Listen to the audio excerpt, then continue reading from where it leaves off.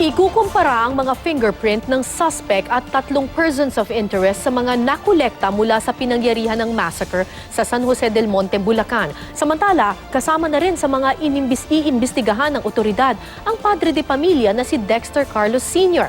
Live mula sa Quezon City, may report si Emil Sumangil. Emil.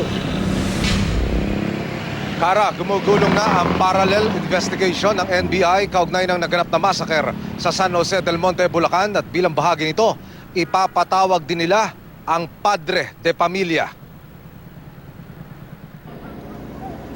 Ang doorknob na ito na makikita sa larawang nasa tabi ng bangkay ng 10 taong gulang na si Donnie Carlos, isa sa mga minasaker sa San Jose del Monte, Bulacan.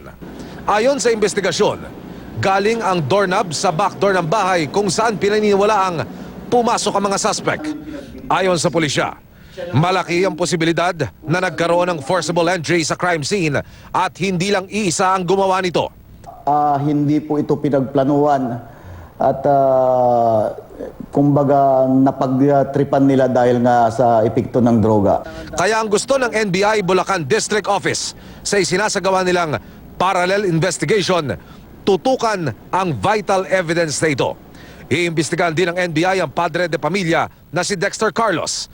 Mahalagang malaman daw ang background ni Carlos para sa lalong ikalilinaw ng kaso.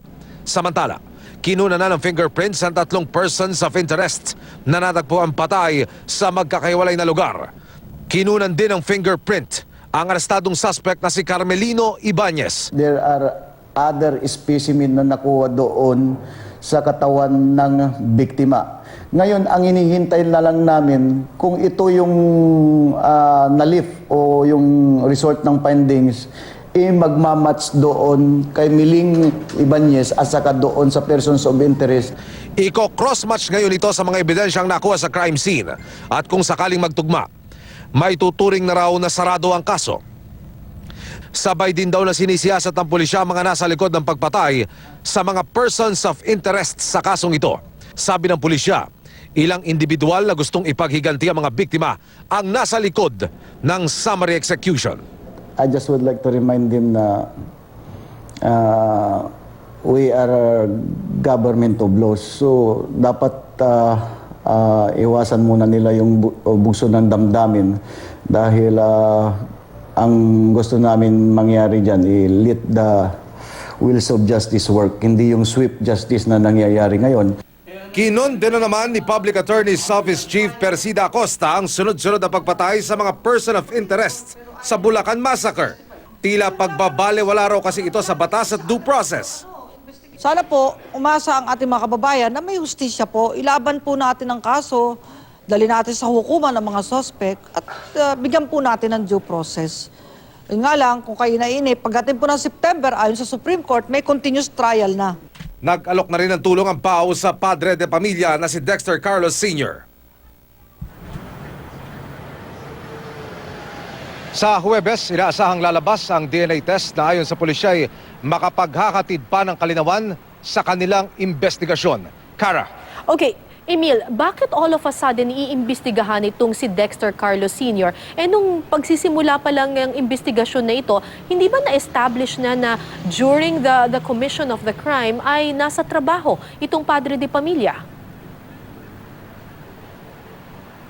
Mula sa point of view, Kara, ng National Bureau of Investigation, paniwala at pakiramdam nila medyo naiwan at nabigo ang Philippine National Police na makumpleto yung kwento na magmumula dito sa sasabihin ng mister na si Dexter Carlos Sr. Sinasabi ng NBI, Kara, na sana'y mas kumpleto at mas komprehensibo sana yung isinagawang investigasyon ng Philippine National Police at sila na ang magpupuna rito para lalong mabuo ang kwento dahil sinasabi ng NBI na dapat dokumentado at suportado ng mga ebidensya at dokumento itong sinasabi nga ni Dexter Carlos Sr.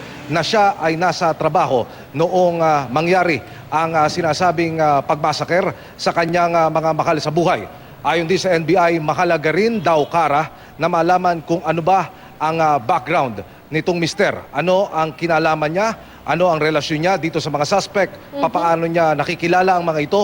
Bago maganap ang krimen, meron bang nagkaroon na pag-aaway? Meron ba naging pagtatalo? Sa Parañang Kara, malalaman daw nila yung iba pang ugat na posibleng motibo ng massacre. Kara. Okay, sinasabi na vital itong fingerprint matching. Paano kapag hindi nag-match? Ang sinasabi, Kara, kung hindi magmamatch itong tinatawag na latent prints na nilift mula sa crime scene at doon sa grupo ng tinatawag na Right. persons of interest na halos magkakasunod na napatay, mayroon pang ibang grupo ng mga suspect na dapat hanapin ng pulisya. Kaya pumasok ang NBI para nga, gaya ng akin nabanggit kanina, para lalong mas maging komprehensibo yung isinasagawang pagsisiyasat. Ayon sa National Bureau of Investigation, sa pakikipag-usap natin kanina, hindi sapat yung testimonial evidence na ibinigay nitong si Miling, yung unang suspect na natitirang buhay at unang umamin sa krimen, subalit nag-recant at ngayon Right. kumambyo na naman. Ayon sa NBI, dapat suportado ng iba pang klase ng ebidensya para magdiin sa mga suspect at tunay na ilink ang ilang individual sa krimen na ito. Kara. Maraming salamat sa iyo, Emil Sumangil.